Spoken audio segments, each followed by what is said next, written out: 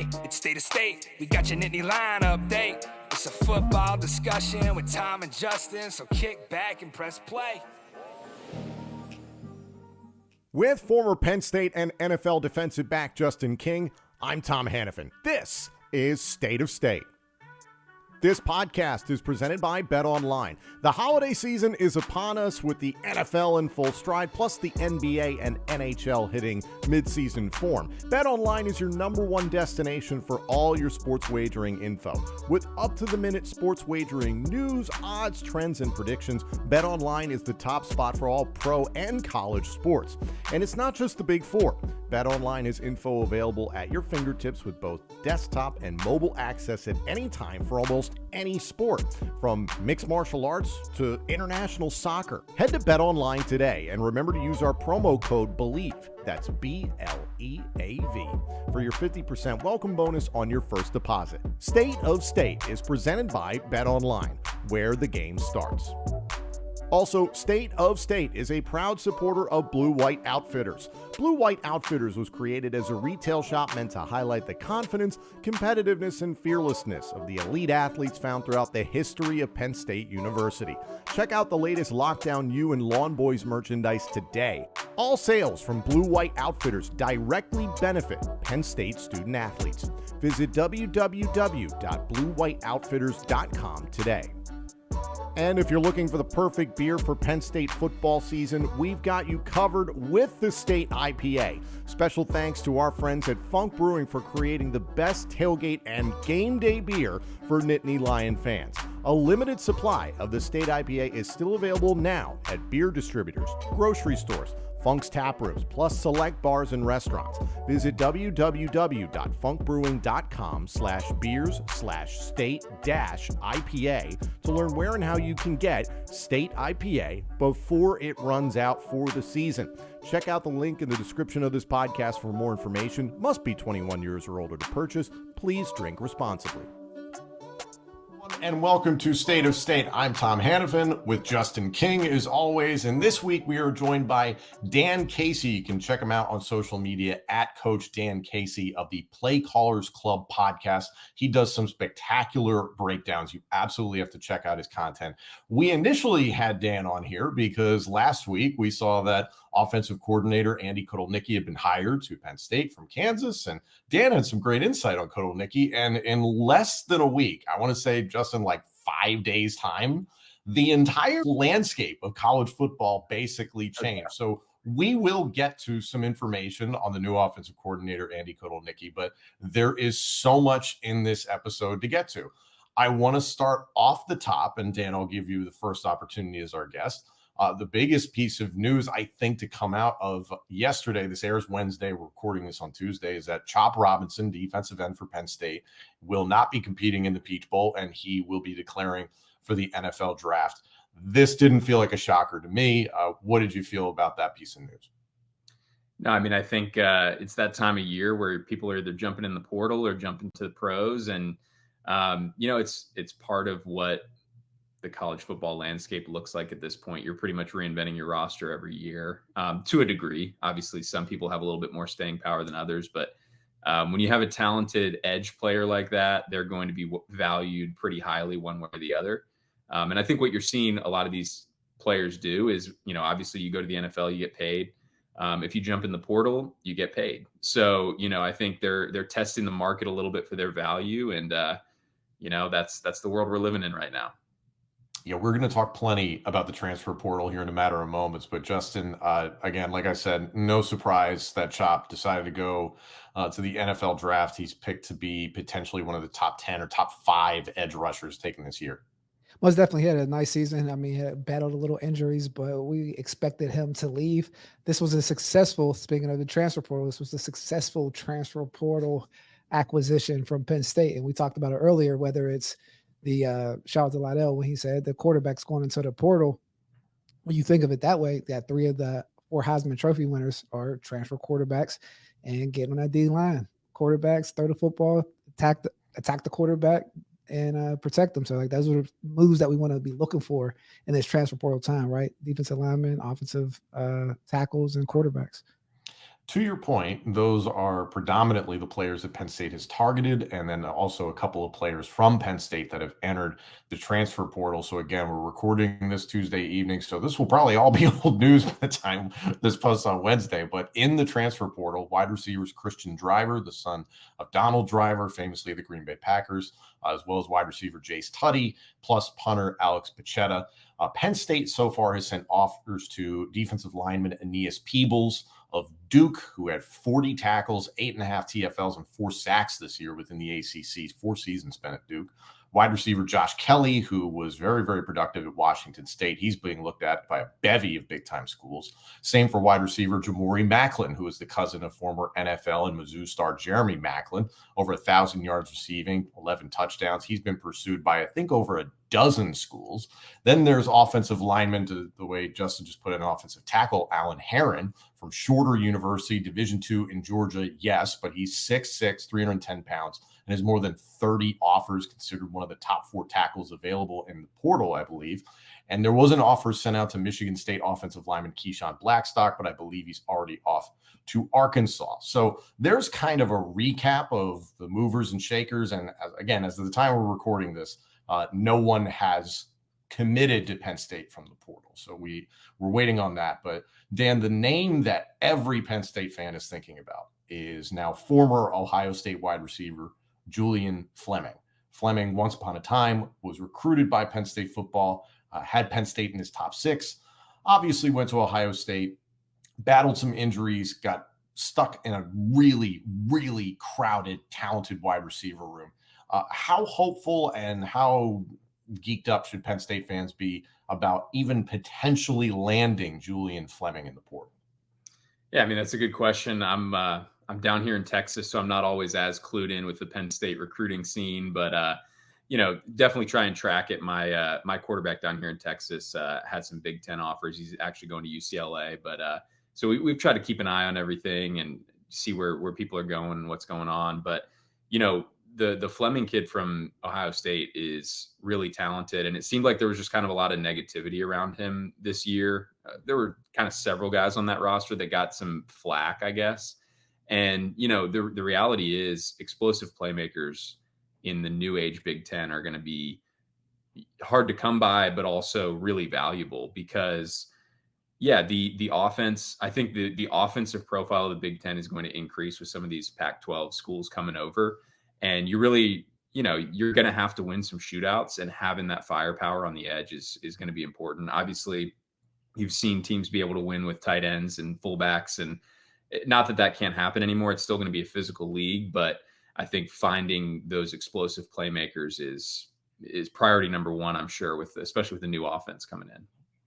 To the point Dan was just making, Justin, Julian Fleming, some flack at Ohio State, and it sounded like initially in the recruiting process, even the situation between Fleming and Penn State wasn't awesome. I don't know exactly how to describe it, and that maybe there was some friction there that why it wound up one way or the other. And now it's led people to speculate, like, are people just getting jacked up because the guy went to Ohio State and there's the brand attached? He was a 5-star recruit, or is this guy for real? Could he really step into any program in America and be the guy?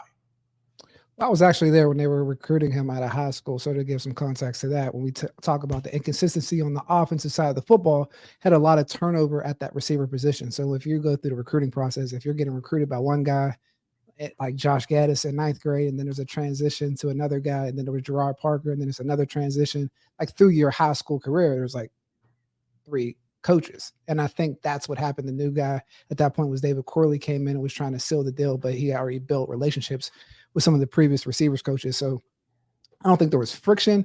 I just think there was inconsistency in that coaching room at the time. And moving forward, like he's a primetime player coming out of Pennsylvania. His skill set, even back then, he was like a big body possession receiver that had some athletic traits. Wasn't necessarily a blow the top off of the coverage type of guy. You think of like last year, 26 receptions, 270 yards, no touchdowns. You know how I feel about the receiver room right now. This is in an area where I feel, we try to make magic happen and bring in a guy that hasn't produced at a high level in college football yet, regardless of how he was coming out of high school. We've seen just different areas, or that hit rate at receiver is slim, right? And so for that, I would want something a little bit more surefire when it comes to that receiver room and taking in a guy that fits in there. But can it work? I mean, you never know with the new offensive coordinator, and he uses them the right way, but just as just pure firepower coming in, I don't know what type of addition he would be to the Penn State roster. And we're still waiting to see about the bulk of Penn State's wide receiver core. Are they coming back? Might they declare for the NFL draft?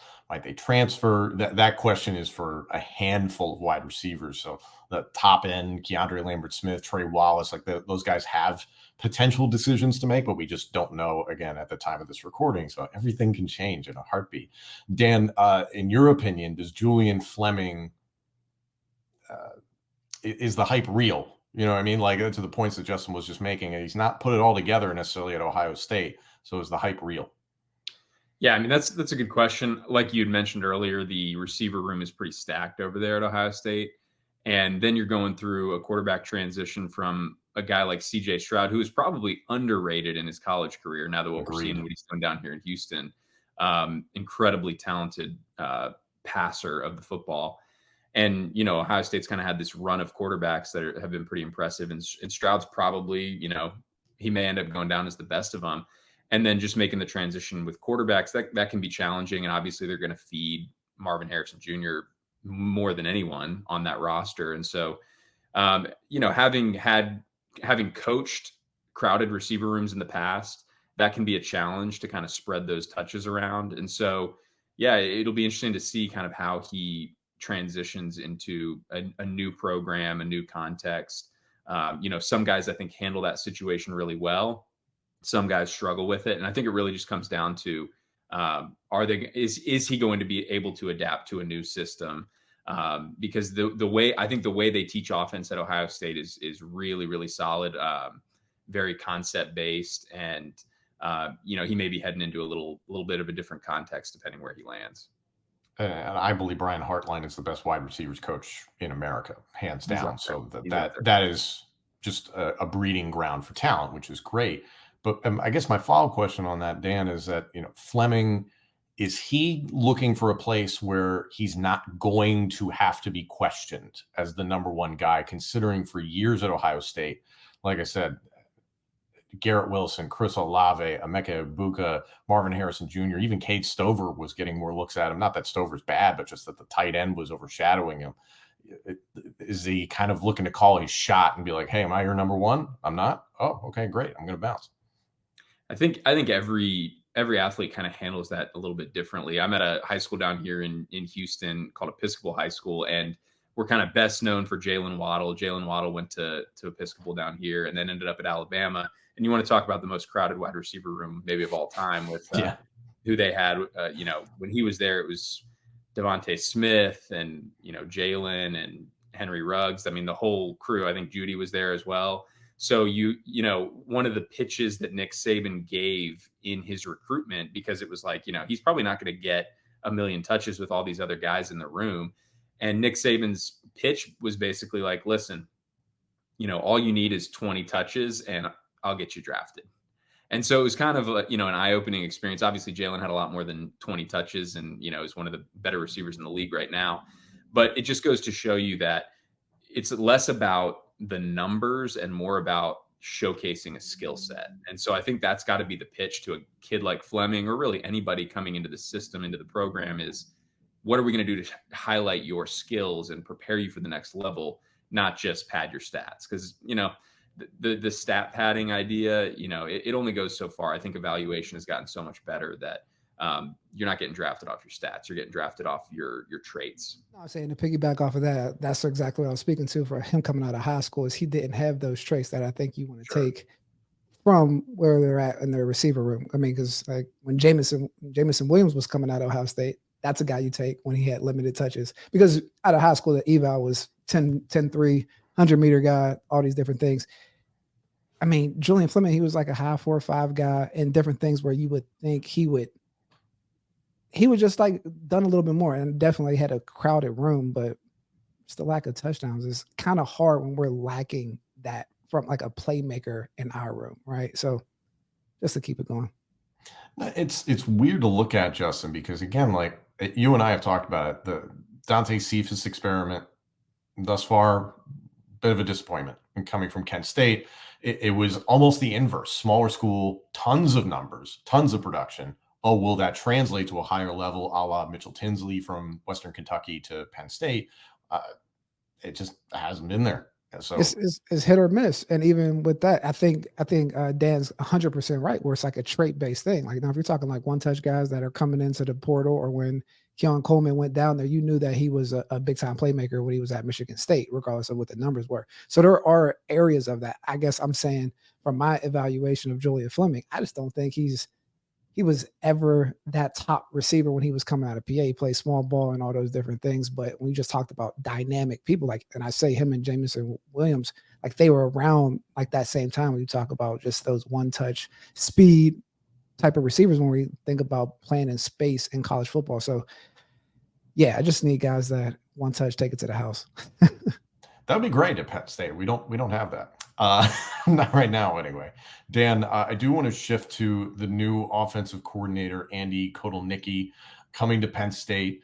He is getting acclimated. He's in the orientation process, I guess is what you could call it. We're really not going to know what we're getting until the fall of next year. I mean, hell, even mid-October is probably the time when we're really going to realize like what this offense is. In your opinion, what are some of the things of Andy Kotelnicki's offense that have been continuous in his multiple stops? It goes from Wisconsin Whitewater to Buffalo to Kansas and now to Penn State. What are some of the similarities and what are the things that you think he's going to do differently from what Penn State has done the last few years? Yeah, I mean, I think if you go back kind of historically at what Andy's done, what Wisconsin Whitewater, the transition from Division III to Division I, going to Buffalo, and then obviously what they've done at Kansas is a very diverse run game, very diverse, very physical run game. And, you know, it presented itself maybe a little bit differently at Buffalo than it did at Kansas. At Buffalo, they had, you know, a two-headed monster at running back. I think maybe the one kid led the nation and the Patterson kid led the nation in yardage or something. It was something like that. A lot of wide zone, kind of outside zone stuff, but with a lot of variations and a lot of constraints built in. So, you know, as a play caller, you know, when you talk about your base offense, what you're doing is you're building out basically an if then. So you have all these answers kind of built into the offense, but you really want to get back to your base. And so at Buffalo, that was wide zone, outside zone. At Kansas, it's been a little bit different. Obviously, with the talent they had at the quarterback position between Jalen Daniels and Jason Bean, you had a little bit more QB run game, more gap schemes, more counter.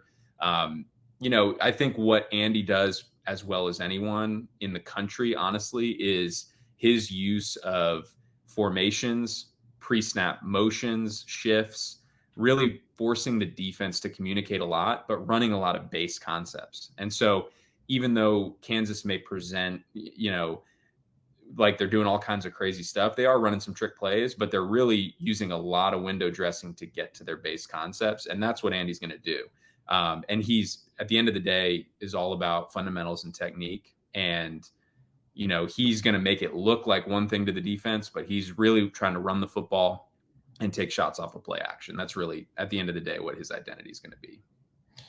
To a degree, Justin, it sounds a little Kansas City Chiefs, leaning more towards the run than obviously the crazy talented passer. But who knows what they could do at Penn State. I think that's a very efficient way to look at football. I mean, look at the Shanahans. That's essentially how they attack the offensive side of the football, where it's just in different multiple looks at the run game, getting edges and different things of that nature. And we have two prolific, I mean, take me back, two good running backs, right? Like that can really carry the football.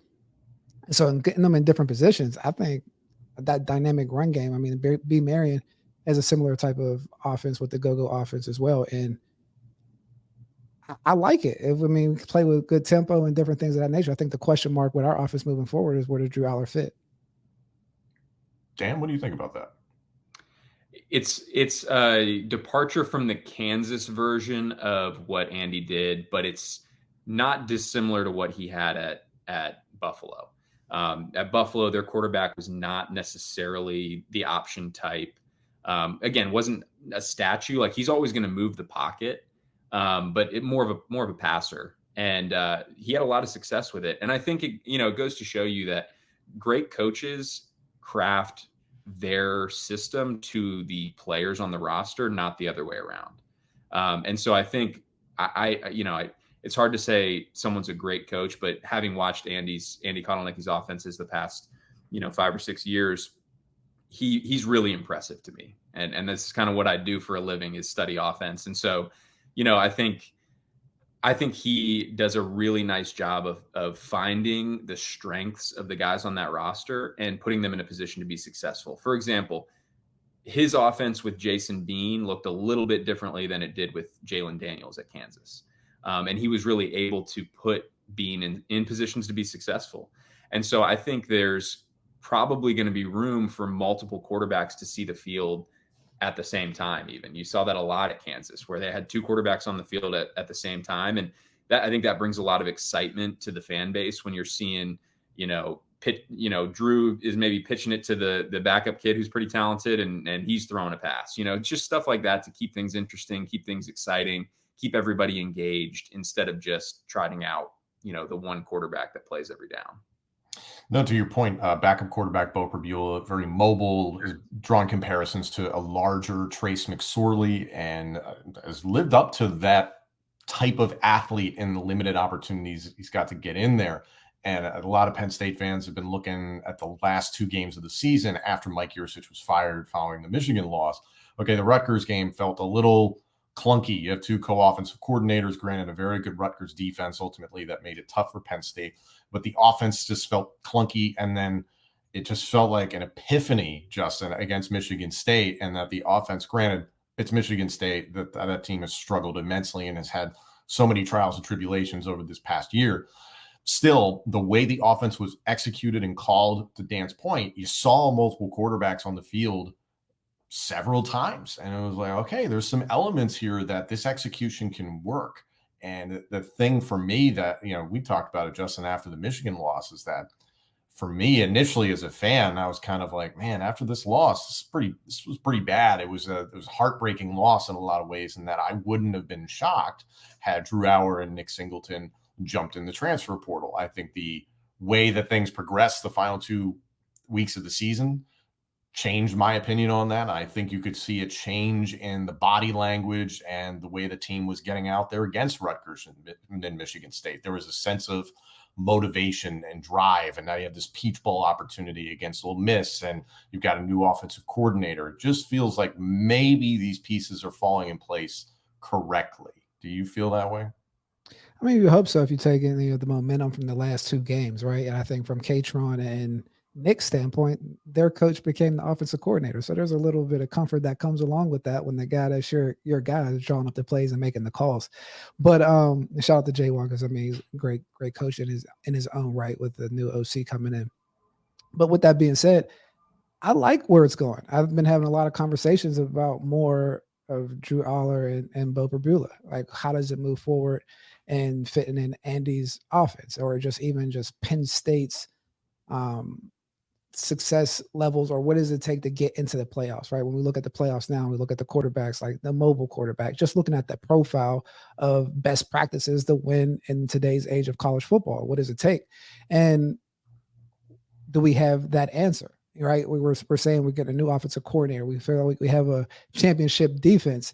And I think a lot of people, I don't know if it's the elephant in the room, but do we have the quarterback to go along with the new offensive coordinator and the receiver talent to put us over that hump to play in the 12-game playoff and make it to the championship next year? So I think that's the exciting thing moving forward, see what we do from the talent acquisition standpoint, transfer portal, recruiting, and how Andy comes in. Like, my favorite thing is to use them. So I'm happy that Dan said his favorite trait is him being flexible to his actual personnel and being able to put them in spaces and positions to win, because that's the mark of a good coach. Before we get to everything in 2024, we've got a little bowl game to figure out on December 30th, the Peach Bowl in Atlanta, Penn State versus Ole Miss. Justin and I have been talking about this, is that these are 2 teams who live in a similar purgatory within their individual conferences, and that Ole Miss's only 2 losses this year were to Alabama and Georgia.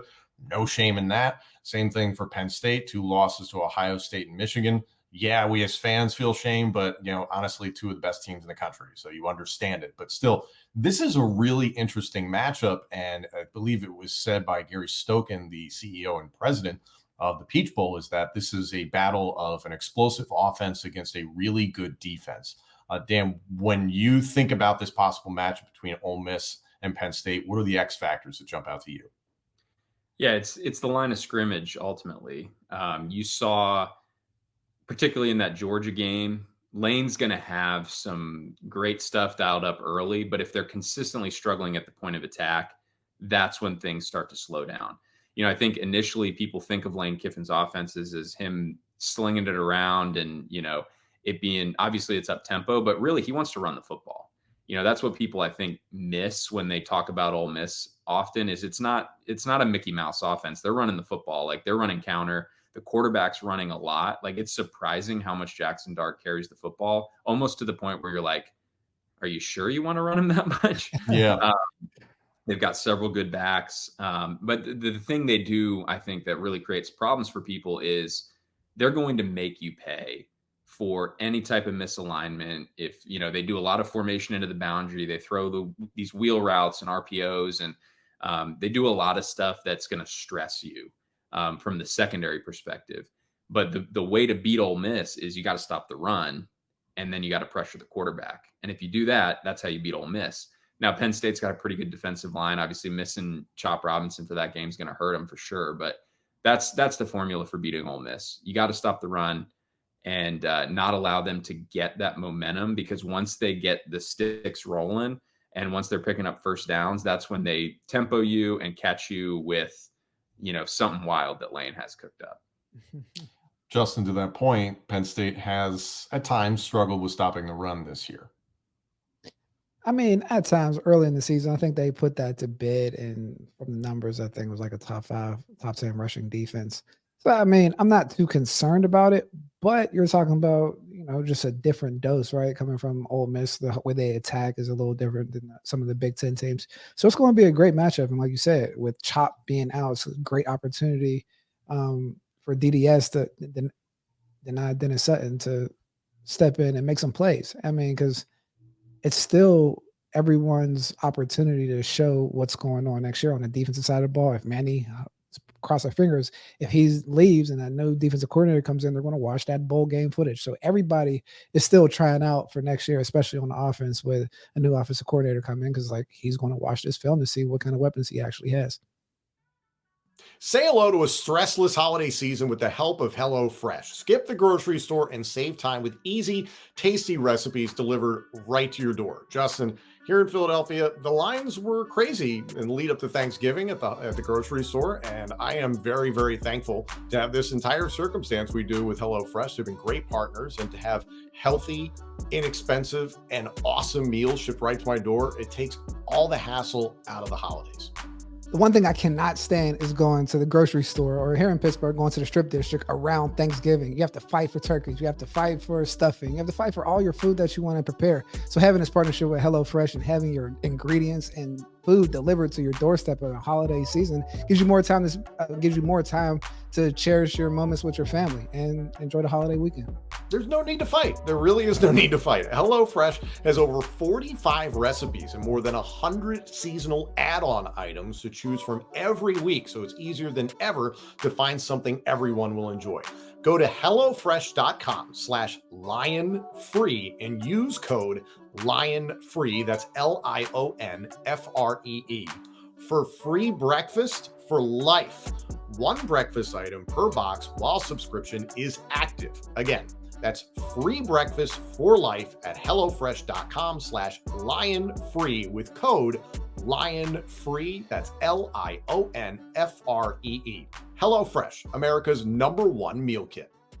There's a lot of stuff right now for Penn State. It feels like a bit of a holding pattern in that it's like, all right, let's see what happens in the portal. What kind of news, if anything, happens with Manny Diaz, the way Justin was just touching on it, the lead up to the bowl game. But there's so much happening in the grander scheme of college football right now that I really want to dive into with you guys, because it's fascinating, it's exciting, it's concerning all at the same time. Dan, I want to start with you because we hit on the transfer portal a little bit earlier on. and Justin has really well articulated this in the past on this show, is that what players can you really go into the portal and get that are going to affect your win share probability? I hope I'm phrasing that correctly, Justin. Is that it's pretty much quarterbacks, defensive ends, pass rushers more specifically, and offensive tackles who are going to prevent the pass rushers from getting to the quarterbacks. Would you agree with that those are pretty much the three positions that if you're going to go into the portal, those are the ones that are going to make a difference?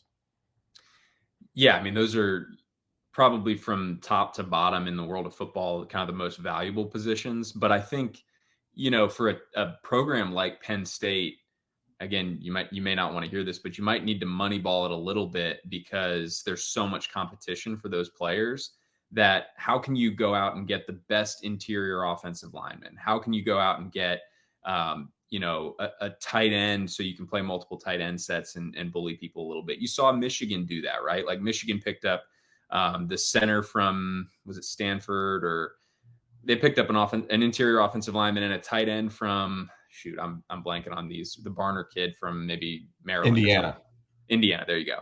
And so again, they're not like program changing players, but they add depth and physicality and experience to kind of a well-oiled machine. And I think the teams that are going out there and looking for magic in a bottle are the ones that leave the portal season pretty disappointed, because I just don't think that exists a ton. You're going to see a couple, like you're going to see the high-end quarterbacks change rosters completely, kind of flip rosters. But even the schools that have gone and gotten some big offensive linemen, I'm thinking, for example, Florida, it took a really long time for those guys to gel, even though they got some pretty good portal additions. So, I think if you're relying on the portal, unless you're like a first-year coach trying to do a roster flip, if you're relying too much on the portal, you got some problems. You hit on quarterbacks and the portal, because this year it's similarly bizarre as it was last year. Like there's some names that went into the portal last season. This year, as of the time we're recording this, Washington State's Cam Ward, Oklahoma's Dylan Gabriel, more on that, Will Howard from Kansas State, Dante Moore from UCLA, who apparently Michigan is eyeing, Riley Leonard from Duke, who at one point was a Heisman hopeful and apparently has been targeted by Notre Dame, Kyle McCord from Ohio State. We're definitely going to talk about that a little bit more. DJ Uiagalelei from Oregon State. I think Florida State has become an early front runner for him. Tyler Van Dyke from Miami, Will Rogers from Mississippi State, and Grayson McCall from Coastal Carolina. Go Clears. So it's like, Justin, like I want to touch on the McCord thing, first of all, since we are within the Big Ten. It's interesting to me to see the starting quarterback at a blue blood like Ohio State, and the same thing for Dylan Gabriel at Oklahoma, give up that job. Do you read into that, or did you kind of see like, hey, this season wasn't great for him, he needs to go someplace different or even smaller? I mean, there's always communication between the coaches and the quarterback, right? And I know the rumblings out of Ohio State was not exactly happy. And as a quarterback, that's what you're going to be up against next year, and you're going to always bring in top tier talent. And I think the one thing that this just new age of college football, we think about these movement or these talent acquisition mechanisms like the transfer portal, NIL money moving around, is like you're going to see coaches and inefficient operations get exposed much faster. Because like Dan said, now we're going to be looking at this model like free agency in the NFL. I mean, you can have someone like a Dan Snyder, the old Commanders, when they go out in the free agency and buy everybody and completely stink. Or you have some organizations like the Ravens or the Steelers or the Packers that build through the draft and they understand the talent acquisition and who they're trying to get. Never overpay for this position. We're only going to get these guys. So even when we think about Michigan and how they acquire talent, they never dropped a big bag. They kind of showed the blueprint of like having your formation from a culture all the way down from the head coach and executing it from like a 3-4 year standpoint. They were just getting offensive and defensive linemen in the portal, older guys, and just building it out that way to the point where I'm looking at like, I played against the 49ers when Jim Harbaugh was the 49ers coach. And I'm like, this is looking like the old 49ers, how he was building his whole roster. So he showed that he has understanding of the talent acquisition process, moving different pieces from the NFL model. And we see that thing change a little bit different places where Dion had a nice splash at the beginning, but it wasn't sustainable. And I think teams want to have to be completely honest about what positions and how they want to build their organization, because I don't think it's going to be a monkey see, monkey do type of situation. You have to be authentically curated to your program, because that's the only way that it's going to operate. You can be successful at Texas A&M, but you might not be successful at Penn State, as we've seen different guys that get in the transfer portal and have success other places. So it's going to be up to the teams bringing in the right talent that they can actually reach their potential where they're at. So that's the most exciting thing to me about this whole time, because you're right. Penn State has to be clear about what exactly we need to accomplish, so we go in there and get the right players to do it, not just necessarily the best D lineman or the best this. Like, Chop came from Maryland. Whoever that was at the time didn't view him as what it was, but it was like a trait-based thing that Dan said earlier, a tall, explosive defensive end that's coming from this. We understand who he is coming out of high school. Let's bring him in. And he develops under the Penn State umbrella. Now he's going to probably go first round. So trying to put all those in a vacuum and make those decisions as best as possible is going to be the new age of college football, man. $1 billion on the line, playoffs. It's exciting times. The money on the line, I think, is the interesting thing, and I want to get to that more in a minute, because there were so many things that came out this week, especially from the NCAA commissioner, but we'll get to that in a second. Dan, for quarterbacks specifically, I think Dylan Gabriel is this fascinating case study. Is that, it's like, again, like I was just saying, you're the starting quarterback for the University of Oklahoma. You beat Texas this year in the Red River rivalry. Like, he had everything going for him. Now, it also seemed like Oklahoma had, as an heir apparent, that they were maybe leaning towards, so you can understand he's working his way out. But also, you're like, does Dylan Gabriel translate to the National Football League? So it does make you think a couple of things. I believe Oregon is interested in him, and you could see him fitting within that offense in the same way that Bo Nix did. But it's like, you look at these quarterbacks, it's like, all right, you're hanging around now for like your 6, some guys like more than that, years at the college level. Are you just going to the highest bidder at this point? And it's like, is that what it's come to? Yeah, I think this is a really interesting conversation with the amount of movement from the quarterback position. I think it's actually a little bit more basic maybe than we're making it out to be. His coordinator left, right? Jeff Lebby left. He's not going to hang around and take a chance playing outside of a system that fits his skill set. It doesn't make any sense for him to be taking snaps under center from the next OC if he's always played in that Briles style offense. Mm-hmm. And so he was in it at UCF with Heupel. He's in the same exact system with Lebby. He knows that system like the back of his hand, and he's good at it. And so, he's going to end up with someone off the Briles tree. I don't know where he lands, but it's going to be someone who's committed to playing that style of football. And, I think the thought of like going to the highest bidder, it's very short-sighted to go to the highest bidder, because at the end of the day, you want to accentuate your skill set for ultimately the next level. And Dylan Gabriel, he might not look like a pro quarterback right now, but the game of football in the professional level is shifting to the point where you're going to see more college-style offenses show up in the NFL, because look how bad the second-tier quarterbacks have been in the NFL this year. It's been brutal. So they have to kind of get away from that pro-style, complex, multiple checks at the line of scrimmage and allow some guys to play a little bit more college style. And, I think some of the teams that have done that, like the Indianapolis Colts with Shane Steichen, he's gotten production out of quarterbacks that you wouldn't deem ready necessarily, like Anthony Richardson, super talented, pretty raw. And then what he's getting out of, the backup quarterbacks as well is pretty impressive. And so I think you're seeing like a guy like Steichen use a lot more college style offensive concepts, similar with the Philadelphia Eagles, a lot of college style concepts. And so again, that's a long-winded way of saying a guy like Dylan Gabriel, he's going to go play in the system he knows. And it would be a really bad bet for him to go play in any other system at this point in his career. And I think, the one interesting one for me is DJU, because he went from Clemson to a pro style system in Oregon State and did really well. And I think helped his stock tremendously. And I think what kind of sets DJ apart is he's a really smart football player. I don't think he ever got the credit at Clemson that he deserved. I think things were trending and it wasn't his fault, but he kind of got pinned with it. And I think that happens with a lot of quarterbacks at the college level, that they kind of become the whipping boy if things aren't going well.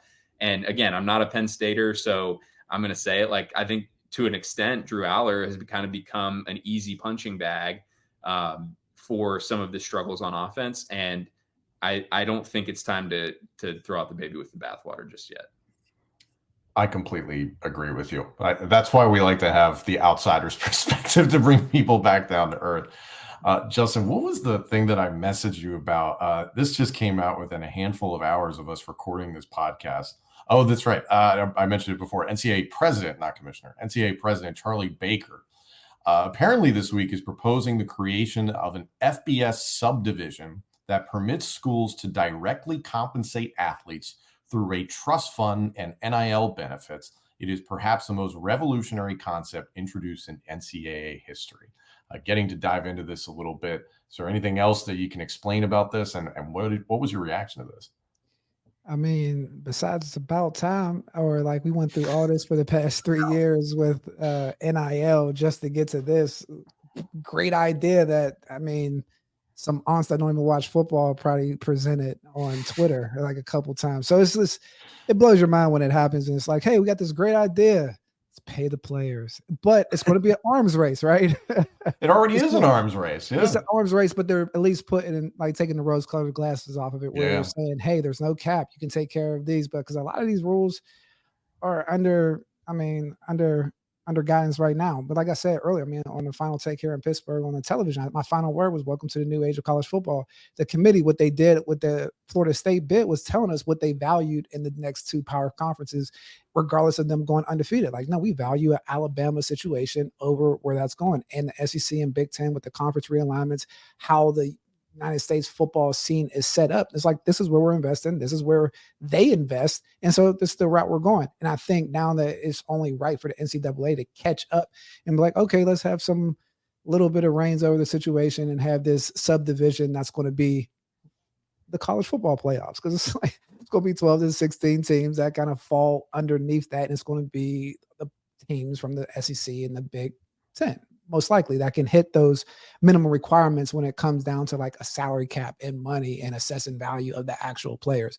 So, I mean, so one point I'm like excited, and it's like, it's about time. I've been writing about it for like 2-3 years now. So. Check out Justin on Substack. He's got some good information on this stuff. Every once in a while. Dan, I was listening to the Cover 3 podcast, and they were talking about how Matt Rule from Nebraska had recently said a good quarterback in the portal costs anywhere from $1 to $2 million. Those price points I find fascinating, because kind of like NFL contracts, I'm like, I kind of want to know not what every last guy is making, but you kind of want to know, it's like, what's our budget? What's this guy worth? What is this other team willing to offer? Do you think that sort of transparency is coming soon? We need it. We need it as soon as possible. I think Justin hit the nail on the head. With this kind of power two coming together, it's pro football now, which is fine. It's just pro football. And if it's pro football, we need to have some sort of collective bargaining agreement. We need to have a commissioner. We need to have clarity, transparency. We need a salary cap. We need everything the NFL has already sorted out, and maybe just copy and paste that model, because it seems to be working pretty well. And guess what? Everybody's making money. So, I think just making it clear and making sure everybody's kind of on the same playing field is best for the teams and the programs, and it's also best for the players. And it was interesting. A couple of years ago, I traveled over to actually to South Africa, and my brother was involved in the rugby scene in South Africa. And so the rugby teams that are connected with universities in South Africa are technically club teams. So they're associated with the university without actually being kind of like, they don't understand the idea of like the NCAA. Like, that made no sense to them. Sure. And so what they would do is, hey, if you want to be a student at the school and walk onto the rugby team, go ahead. But the best players are paid as employees of the school to play rugby, because it's a huge benefit to the university to have a good rugby team in South Africa. And so why can't we just disassociate from the university, so you're not worried about some of the Title IX stuff that may come up with football because of the revenue generated, and just make it a club team, have the university pay them as employees, because that's what they are. They're employees of the school. And if you want to walk on, be my guest, buddy. Come on down. put on a practice uniform. We can still field 120 guys, but not everybody's getting paid because not everybody brings value to the university. And that's just the way it is. Yeah. Like the soccer, I mean, I love it. Like the soccer academies in Europe, right? Where they start 100%. getting get guys 100%. at 9, 10 years old. Like the talent acquisition process across the world is so much more involved than it here in the United States. Like NIL is a made up construct that already exists. Like they've been paying 14-year-olds. Like I trained with Manchester United junior team when I was in the NFL, and I'm like training with 14-year-olds that are getting paid. And I'm like, wait, why can't we do this? And so like everything is already out there. And even like Nebraska, like I've got to get up and roll a little bit. Like that's a prime example. Like he's saying like the quarterback in the portal is 1.5 million. Like, why do you need a $1.5 million quarterback? Like you're going to win 9 games, probably max. Like nothing against him, but like that's a great season. So like, why are you spending all that money on that position? Because you, like Dan said, it's going to be an arms race amongst the top guys. So that split off or that drop off or diminished value from how much you're paying from like the product that you're going to get from the quarterback is going to start showing up when everyone's chasing these dollars and dollars. If you don't have that profile of what player I'm willing to spend or what I need to do to get my money. Because I mean, I've said it a million times. All the players that we paid in the XFL, almost 800 guys outside of quarterbacks, 4 offensive tackles, but no one else is much valuable to the product on the field. And so just taking care of those moving forward. But yeah, that $1.5 million is all these coaches are trying to build in a little bit of excuses and getting donors riled up.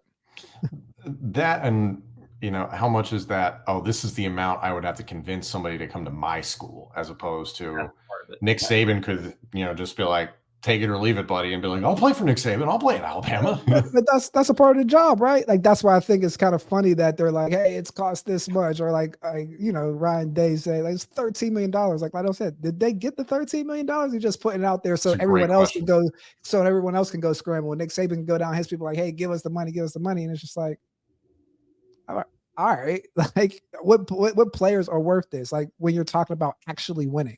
Because like I think I would like to look at the NIL money of the top 4 teams in the playoffs going for the championship and how they did their talent acquisition.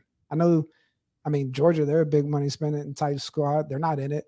Alabama, he's been vocal about being minimal in the NIL's process unless you earn it.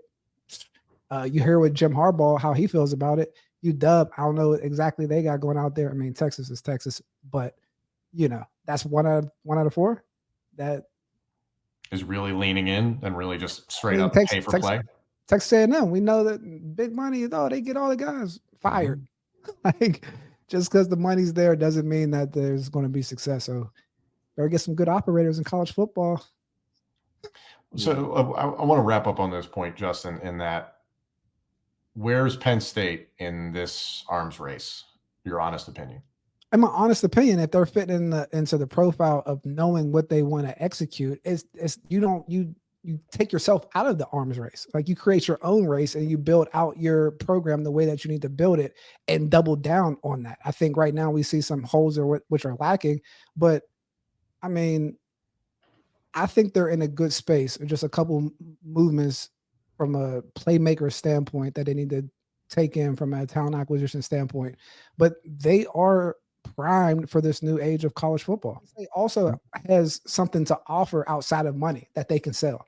So that's another thing where you're talking about the school. Like every player isn't cut the same. Like every player can't play Alabama, can't survive at Alabama. Every player can't survive at Penn State, and so forth and so on. So it's like finding those right fits to where you can have, expected results. No, I think you hit the nail on the head again, Justin.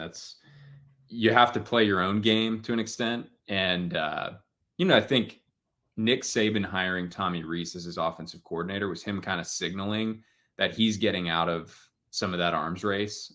He even mentioned it in one of his interviews that for as good as Bryce Young was at Alabama, they got a little too wrapped up in Bryce centric with the offense and kind of just lost maybe a little bit of that Bama identity of being able to be physical and grind games out and really kind of put the chokehold on people. And with the hiring of Tommy Rees from Notre Dame, everybody kind of scratched their head at first. But if you look at it, it really fits with who Nick Saban wants to be, with running the football, controlling the clock. And it looked ugly early, but they've gotten it figured out.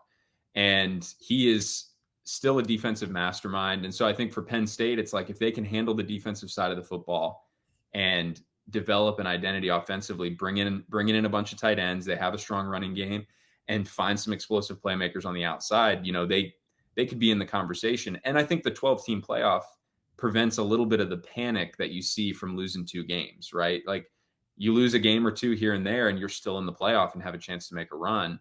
Whereas you lose a game or 2 now, you're done. Your season's over and it's a failure. And so I think, again, it's becoming professional football slowly but surely. And in the NFL, you win some, you lose some. Kyle Shanahan loses some games and he's as good as it gets, right? It's just going to happen, right?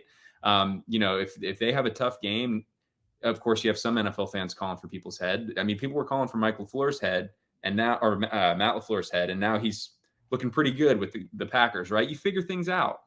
And so I think, again, I'm a Penn State outsider, so I also don't think that Mike Yurcich was just this total bum. I think he's a really good offensive mind. I know Mike. He's smart. He knows football really well.